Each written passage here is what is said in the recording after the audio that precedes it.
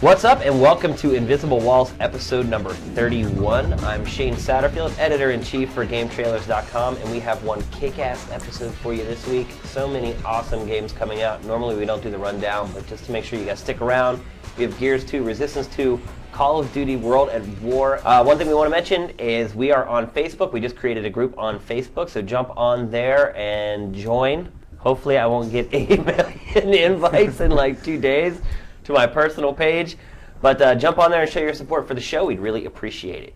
Sitting on the panel today, we have Grumpy McGrump. Ciao. Ciao, Bella. And we have Patrick Morales. What's up? Justin Spear. Hey. Hey. What's up? And Ryan Stevens. Hello, hello.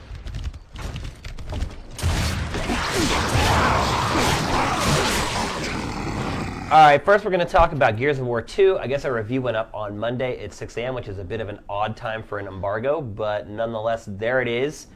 We've seen some flack on various message boards about there being some huge conspiracy in that we reviewed Gears before we reviewed Resistance. The issue there is we got access to Gears of War 2 way before we got access to Resistance 2. We're working on that review. It actually should be up by now, hopefully. We do record this early in the week, so it's kind of hard for us to predict what's going to happen in the next few days, but it should be up Go Obama. by now. Yeah, hopefully that won't fall on deaf ears. But first we're going to talk about Gears of War 2. Justin, you reviewed it for the site. You went to the Money Hat event up in San Francisco where you got to sit in the lap of luxury with 30 smelly games journalists in a 100-degree room with warm water playing the game. I know that had to have positively influenced your outlook on it. So can you give us your review if you didn't have the warm water and the smelly cohorts? Yeah, it was a take care of business kind of event. We went in and played through the game. I played it on hardcore. They recommend you play it there, and I'm like, haha. They did the same thing. They're trying to get us to pad out the play time, so we'll say, yeah, it's so big and whatever. But they did the same thing for the first Gears. Yeah. Like they basically demanded that you play it on hardcore. But I figured, I can take it. So so played through it, and it's what people would want from a Gears sequel. It has the same feel of the first one. They add a bunch of new stuff. It constantly hits you with things that are cool. It's just a great game. There's watch the review. If you're on the fence about buying it, and you could buy it. If you don't have the money, just borrow it from someone. But you should definitely play it. It's totally worth the playthrough. It's Sell a kidney on great eBay, solid that sort of shooter. thing. Steal your grandma's quarters. Well, I've only played the first couple hours of it because obviously you were on the project and I had other games I had to review and I just didn't really have a whole lot of time to play it. And through the first couple hours, I think one criticism I do have is that it is also very similar to the first game. I mean, I felt like I was playing like what could have been the first game, added on to with downloadable content versus, an entire new game. The big thing everything calls sequels now is like whatever 1.5. Is like Halo 3 was Halo 2.5.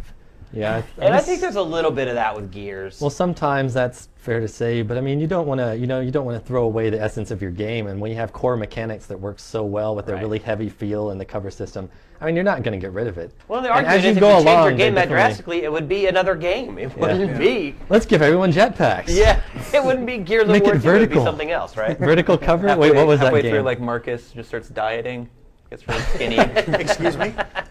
No, you're talking about the game, right, sorry. Or you could Yeah, you could. I could do lose a drop in few stone or pounds, two. Yeah. I haven't played the game, but I have seen it. Obviously, there's been a lot of playing going on, and I know you said it looks and plays, it plays a lot like Gears, but it looks a lot better. I'll agree. It looks really better. does. It's still all brown, though. Well, you need to. I haven't gotten to the secret level Play a yet that little everyone's more. talking about, but the first 2 hours to me it's still all gray Well, and even brown. once did you get underground yet? Yeah. Even once you get underground, I mean, there's like glowing mushrooms, and you can look up and see a bunch of, the cave is just huge and cavernous. There's some orange. Blue in there. I saw There's some orange blue fruit. and stuff like that. Yeah, It's there's still a definitely very a little more blue. muted, drab color palette, though. But And I I think know we the did the actual side-by-side, structures- and it is brighter or whatever. It's still a very drab game, though. Well, it's still totally their style, I guess, right? I Yeah. mean, It's gritty. the world's all f***ed up and everyone's dying. Humanity's like, oh God, make it stop.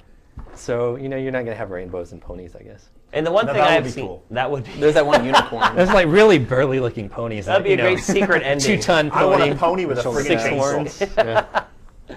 The Lotus are actually ponies. a secret clan of leprechauns. And And I guguess the only thing that I've seen so far that I don't totally agree with our review is the writing and the voice acting. Like, so far there's a whole lot of the, well, then let's kick some ass. Well, it's then totally like we'll a have dumb. to It's a big dumb action shoot movie, them right? with a gun. I mean, there's the part where, I mean, Well, their overall arc is pretty good, and you're like, oh yeah, we're getting here. We have to go in there and kill those guys.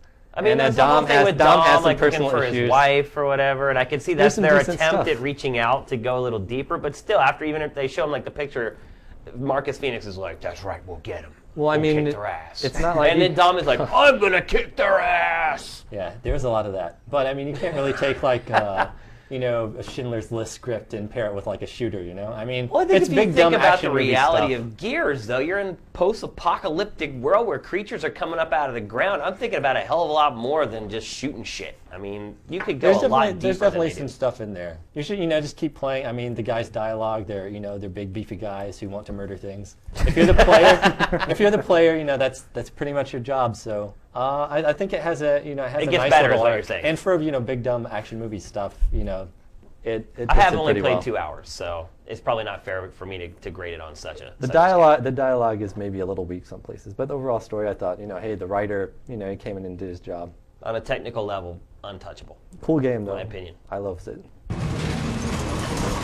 You look like hell, Lieutenant. Was he worth it? Let it go, Corporal. Because there ain't no inhibitor stations where we're going. You just made yourself a walking time bomb. Stand down, Corporal. That's an order. All right, next we're going to talk about the other big Q4 game, except this one's for the PlayStation 3, and that's Resistance 2.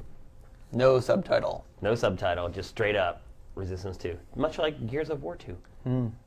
And Ryan, you're the one who played Resistance 2 I for did review. play Resistance 2. But yeah, I guess I just gotta sum this up. In no way is Resistance 2 a bad game, a poor game, a average game. It is a great game. But it doesn't really step up to that next tier of what I was expecting. I mean, Resistance 1, I think it was a launch title, and it looked great, and it was just like, wow, this is next-gen stuff, this is awesome. And we gave it a free pass on some stuff because it Yeah, was no, a I mean, launch game. I will freely state this. I reviewed the first Resistance, and I gave it a 9.0. And I wouldn't say hype, but just maybe some like, wow, this is some cool tech. May have like upped that a little bit because there was definitely some things a little off in the game. But it's still definitely like a good Oh game. yeah, it was a good shooter. But Resistance 2 has everything's better in it. I mean, the single player's much more diverse. You get a better feel of like that you're actually doing different things. It's funny though, they've actually incorporated like the whole like kind of what Halo set forth as like modern gameplay. It's like you used to have the health and you could regenerate it. Now it's just regenerating. There's no little health packets to pick up. You're limited to 2 weapons, which is kind of weird because you kind of want to have this great arsenal. And it doesn't always gel that well because like you'll be fighting and you'll die and then you'll respawn and sometimes you'll have the items you had and sometimes they'll be like, we snuck in this weapon, which you should probably have in this scenario. And like anytime you're about to fight certain enemies, there's a convenient weapon that's the best weapon to fight those guys nearby. Even like the most unlikely of like situations, which I won't get into. It'd be kind of like a spoiler. Well, that could be the result of testing, where they had people in there and like wanted them to figure out on their own what weapon they should take in each battle. And they end up spending like 4 hours on each boss, and they're like, "Screw this game." So Yeah, and the levels are big, but there's some nasty invisible walls and barriers. There's a lot of enemies that kill you in one hit. They're like novelty enemies. Like you fall in the water and this enemy kills you. An invisible monster hits you once, you die. But they're cloaked, right? It's within the context of the game. The cloaked ones, yeah, but then the ones in the water, you fall in the water, it's like instant death. You don't even see them.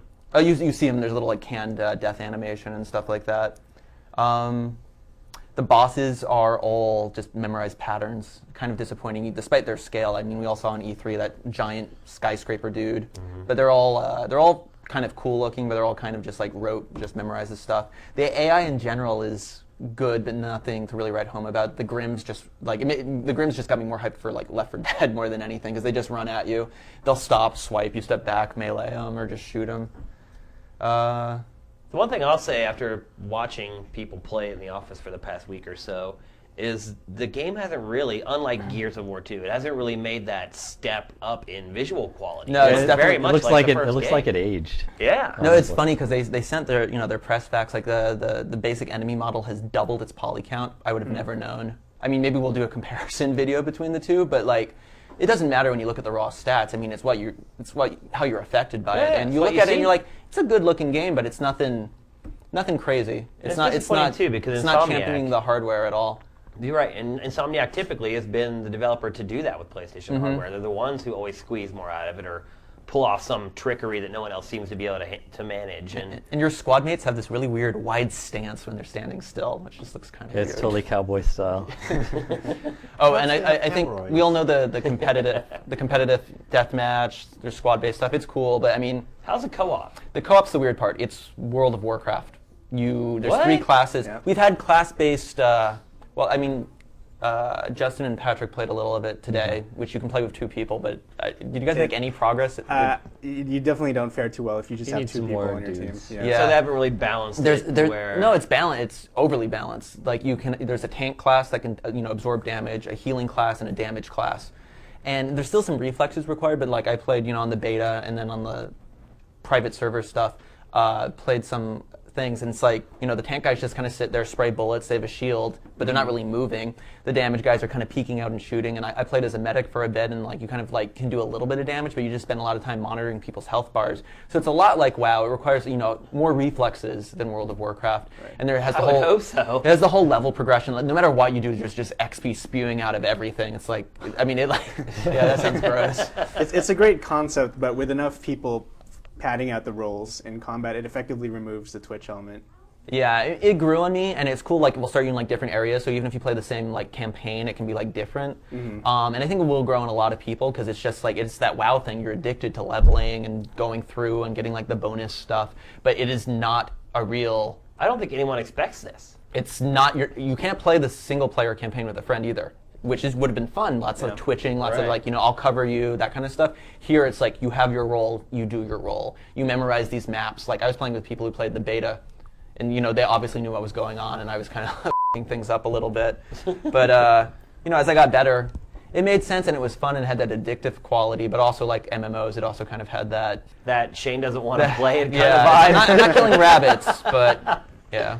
What about the weapons? Obviously, that's always something Insomniac They brought does back really some. well- They brought back really some of well. the same old weapons, and they added some new ones. The Reaper. I can't even remember what it's called. But like saw blades are flying everywhere, chopping off people's limbs. I do believe the Augur's there as well. But it's a great game. It's just maybe it's AA, not AAA. It's tough when you have so many awesome games coming out in Yeah, a time has 3-week time has period. progressed. It's easier too for us because we can actually stack them all up against each other and see them, and it makes it a little bit easier for us to review Yeah, I mean, games. we literally saw them running But I mean, side I by can. side. Right, If yeah. you only have a PS3, there's no reason not to buy the game. If you have a lot of systems and a little cash, maybe slight back burner, ask someone to buy it for you for Christmas. There's a lot of other stuff out there this year.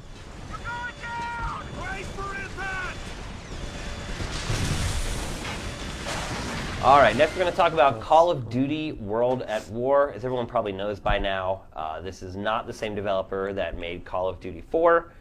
That was Infinity Ward. This is Treyarch. And Treyarch and Infinity Ward kind of alternate. They take turns making the Call of Duty franchise. So this is Treyarch's game.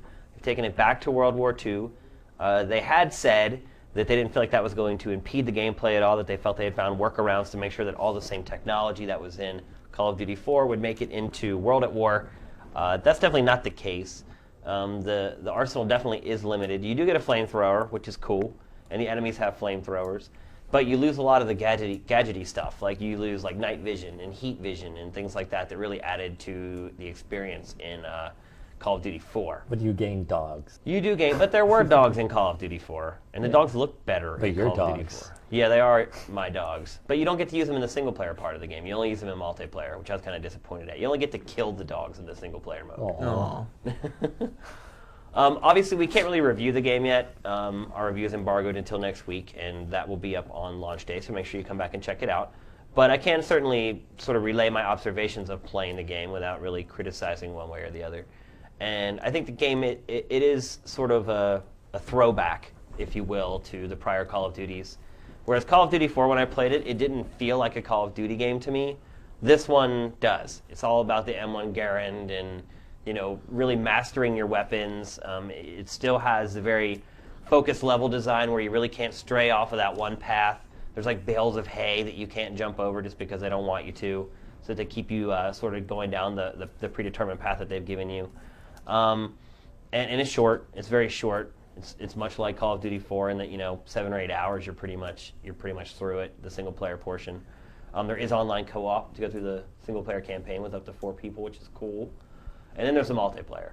And I guess the multiplayer is really what people care about the most, because in Call of Duty 4, the single player was only 8 hours long. It was a great 8 hours, but it wasn't that long. And then people obviously got totally hooked on the multiplayer and kept playing forever and ever.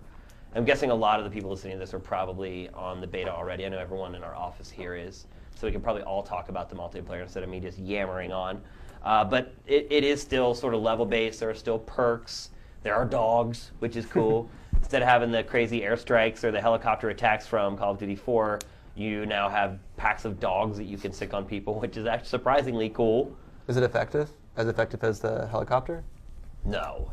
Hell no. So okay. I didn't know if, but that's what replaced it's for the 7 kill streak, yeah, right? and the funny that's part what I'm is curious there about. are airstrikes in the single-player part of the game. Like, that's part of the game. They only give it to you when they want you to have it, when you need to blow up a big building or whatever. But there are airstrikes in Call of Duty World of War, the single-player. So it's kind of odd that they've replaced it with the dogs. The dogs are infinitely cooler than any freaking helicopter, I'll tell you that. Those are better for campers, right? Yeah. You can get indoors or. Yeah. But can you just climb up a ladder and be like, ha ha ha? To get away from the dogs? Yeah. Or do the dogs know how to climb ladders? Conceivably, yeah, I guess you could. They can use elevators. They can't climb. That would be awesome if the dog climbed the ladder. Well, let me ask you, does the fighting the 2 fronts, does it actually feel like different? Does it shake things up? Or is it Yeah, I kinda... mean, the difference is the Japanese fight completely differently. So there's from different the AI? Germans. Well, see, I can't get into opinion here. Well, I mean, what's his The face? AI is Who's something the, I would really love to Who's the mention right military now. advisor guy, Hank? Hank. He's all like, Bushido code. They're just going to run at you, not care about anything. And I'm like, That's what they do. They come up out well, of I mean, holes that's in what the he ground. said. And it's like, well, that seems intimidating, but it doesn't seem like the best actual AI. I mean, it may be accurate, See, I don't know. I can't go there right now because I'm under embargo. Yeah, okay. I will say this. I would love to be able to talk about the AI right now in this game, but I can't. But what I will say is they do fight completely different. The Japanese do run straight at you with, they're trying to use their bayonet to stab you or whatever, pull a kamikaze on you. The game gives you the ability to click the right analog stick in a certain window of time, and you can stab them in the neck and take them out. And I won't say whether that's balanced or not because, again, I'm under embargo. Would you say if is the game more brutal? Because I mean, I've seen some of those cutscenes with putting the cigarette out on like dudes and stuff like that. It seemed pretty like. I mean, there's some more violent. It's maybe a little more bloody, but it didn't affect me the same way that Call of Duty 4 did. And a big part of that is how they present everything. In Call of Duty 4, they had all those first-person cinemas where you're dragged into a car and you're a hostage. You're driven across the city. While you're driving through the city, you see people being executed. You get out, it looks like you're going to be executed. There's really none of that here. Like, most of the game is set up through file footage, war file footage. So they have the narrator there in 1942. There was a horrible And battle. he's never like, and then, oh snap! No, that'd be great, but that never happens. And then the file footage will end, and then boom, there you are, standing with your gun, ready to start the mission. So the enemies actually have martyrdom now, have perks in Call of Duty, the single player. Oh, wow. So you'll kill enemies, and they'll drop grenades, or they'll still be alive, and they'll have that last stand where they can take a couple shots at you with their pistol. That was kind of cool.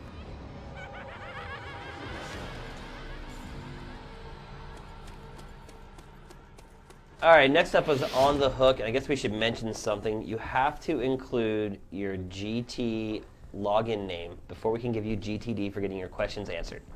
We have 2 awesome questions here today, but you gave us your real names and not your login names. They your wanted the screen glory names. instead of the. So are we gonna have to censor their names or? Probably, yeah. We probably shouldn't Well, use their first real is I'll just give the initials. This is GG, no relation to GG Allen. Good game.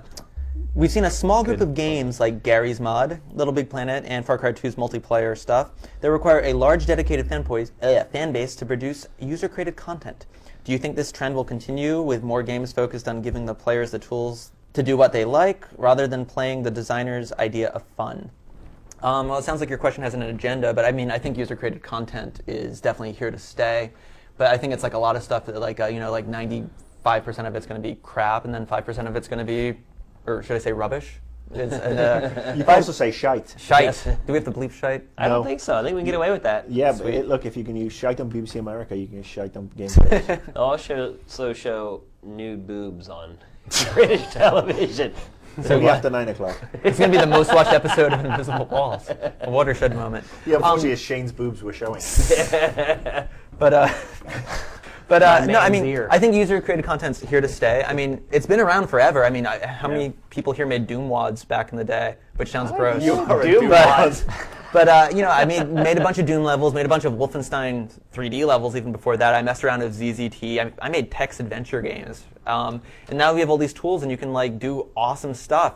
And there's definitely that kind of like it's complicated. I mean, how about Guitar Hero Yeah, World the music Tour? creator. Yeah. There's definitely like a learning curve, but like I don't know. I think Little Big Planet also has a good job of like easing it into like if you just want to make a level where you jump around and stuff, like that Mirror's Edge level's great, and there's nothing really complicated going on there. But we just saw that user movie of the Gradius, Gradius, yeah. which is like holy f***ing shit.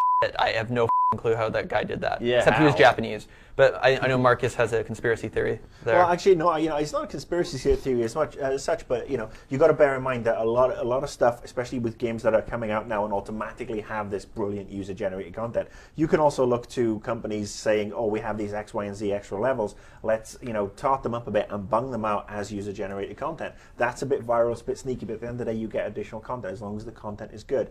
You're right. It's been a bit been going on in the PC world for years and years and years. And actually, it's extending the XBLA stuff now. I mean, games like N+, Age of Booty, you've got the Sheep game coming from Capcom. All those have their own level design, level designers built in. You can upload them, send them out. It's definitely the way forward, and it's just, it's basically something again. Oh, I wouldn't be it's a surprised PC if that game. was released by the developers. I mean, the game hasn't been out that long. For somebody to master those tools and create something that the people who made the game haven't been able to replicate, that's... I mean, It's something pretty was released crazy. during the beta sessions. There were some awesome levels Yeah, released there. but I didn't say anything at that level. Yeah, they may But, have well been. but on the same level, kind of just to go back to the Warcraft thing, how did you get into Warcraft, Patrick? You do it. And what's that? What was that? And that's a used map level. Yeah. A custom created level. And like, aren't more people even playing that than they play what real is Dota? Warcraft? You got to give what Dota stands for. Well, Dota stands for Defense of the Ancients, if you guys haven't seen it in episode 2, which is basically a user-created map mod for Warcraft 3. And it's actually, some would say, more popular than Warcraft 3 itself. For me, that was definitely the gateway drug. So, that just speaks to how powerful map editors are. And what agenda did you think he had here, Stevens, with this question? I didn't pick up Well, on it's that. like rather than playing the designer's idea of fun, Yeah. it's like, I don't know, I mean, I don't think anyone's like, we'll just give the kids the tools, we don't have to make a game. I mean, the single-player campaign in Little Big Planet's excellent. Right. Like, I was really blown away, because I kind of had that fear. And I think that people are going to have to do it on all levels. You're going to have to make a good single-player game. You're going to have to give good tools, and in a community where you can like propagate the good stuff and get the rubbish into the rubbish bin.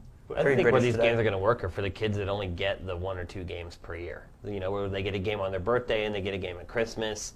Those kids are smart. They'll buy a game like this, and literally, like, they can play that game forever. And I think that's where you're going to see the really kick-ass levels come out from, is people like that. And don't forget, I mean, what is the biggest mod of all time? Counter-Strike. Yeah. And those guys did that in their backyard or their basement or whatever. And I think that's They had generators. they had generators wind up. But no, you can actually look.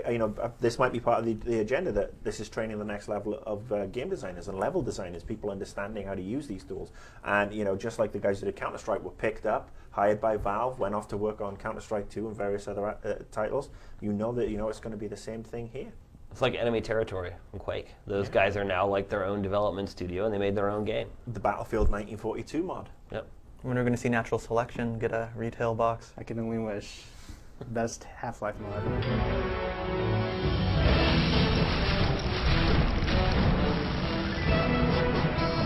All right, our next question, Grumpy has it for us. Indeed. EC, otherwise known as Dude, Where's My Friggin' Gamer Tag? I'm a Dumb Idiot.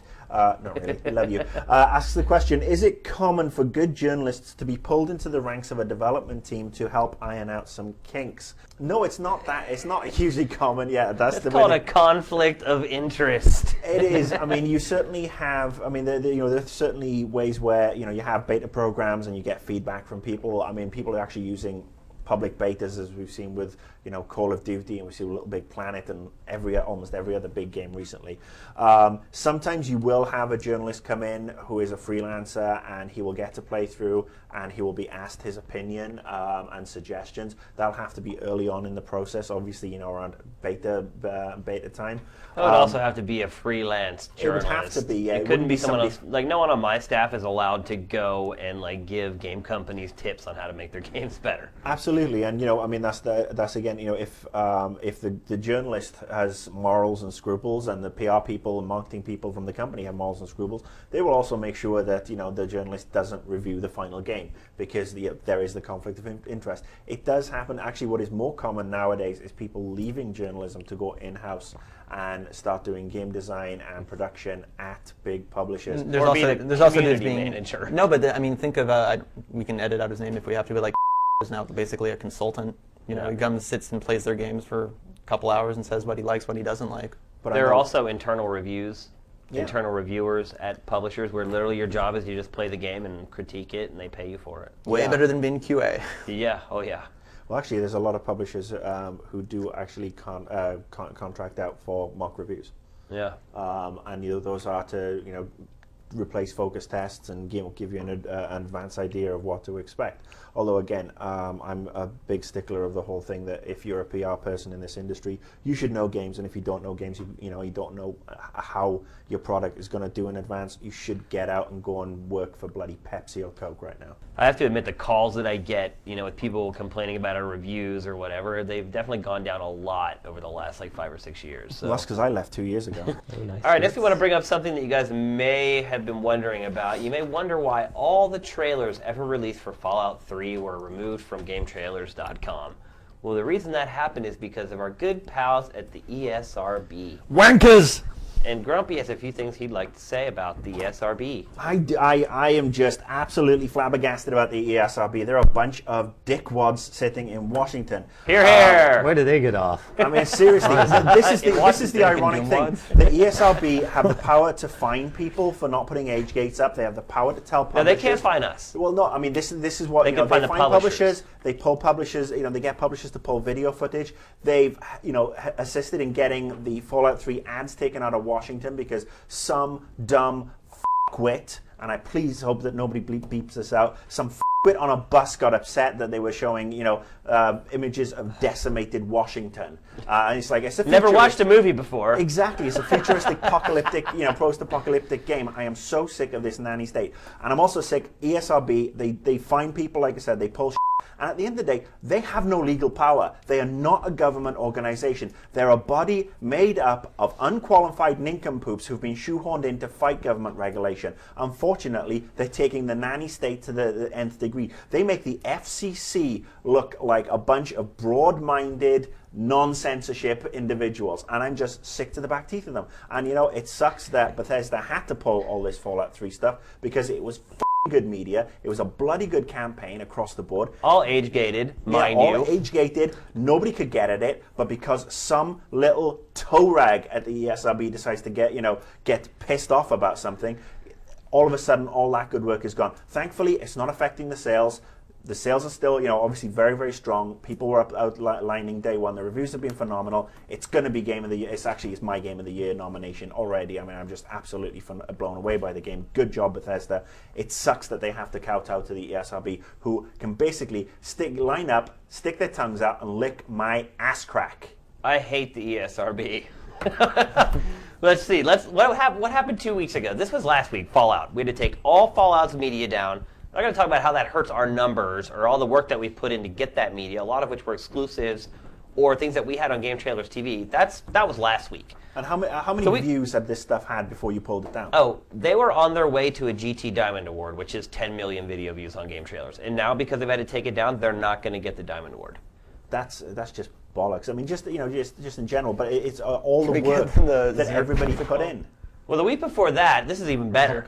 The week before that, we had gotten an exclusive on a trailer. And the trailer ran for a couple days. Suddenly, we get a call from the publisher, and the publisher's telling us to take it down because of the ESRB. So we were all pissed off, and we're like, that's bullcrap. They're taking downloads out of our pockets because, of something that was already Jimmy going because Sorry, I couldn't say it. I was going to say, how's Jimmy going to eat tonight? So they're taking downloads out of our, but we got pissed off. So basically the rule is the ESRB can only regulate media that the publishers send us. Anything that we create in-house as game trailers, they can't touch. So we're like, okay, they thought that trailer was too violent. They didn't think our age gate was good enough. Well, we'll make our own violent as hell trailer that they can't do anything about. So we did. We put it up. It did huge. It was great. Then we get a call from Publisher X. Publisher X says to us, look, We realize that you created this media, and the ESRB can't do anything about it, but the ESRB is putting pressure on us. And so that is going to run downhill to where we can't work with you guys unless you do what the ESRB says. They like the mafia. They are like the frickin' mafia. My No, balls wait, are wait, upset. wait. They're not completely useless because sometimes they rate games and they leak the titles, so people find out. Well, like I said, this Alien is the They're game. good for Mass something. Effects, yeah. No, they're absolutely useless as far as I'm concerned. And to you make know it what? clear, we're not saying that we don't need a ratings board. Obviously, do need a ratings board. But these people have totally gone like a frickin' power trip. Like, They it's need to crazy. be. They need to be working for the publishers and working for gamers. And you need to be out there looking at their website and commenting on what they do and looking at alternate resources. There's the Entertainment Software Association. There's a lot of other different organizations that you can join, and you can start talking about games and defending games. And that's it. Damn it. Think of the children.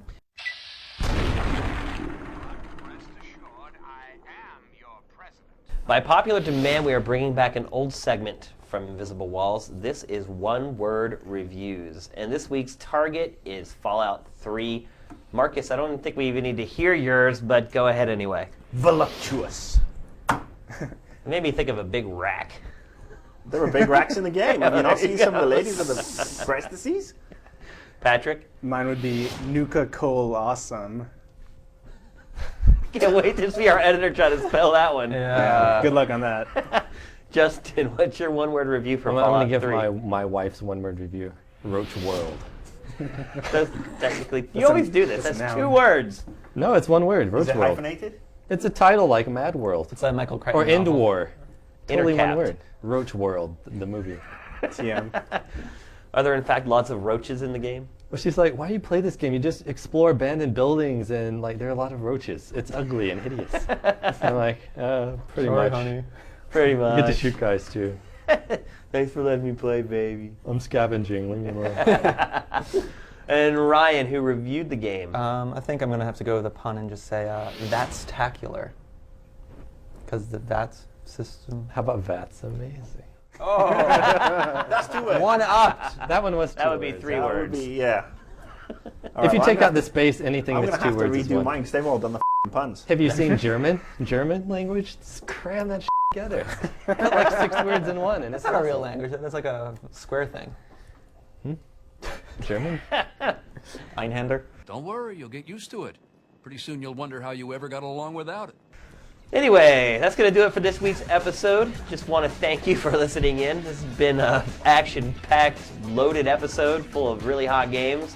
Hopefully you guys got something out of it this week. Be sure to check us out again next week when there'll be even bigger and better games to talk about. Until then, I'm Shane Satterfield.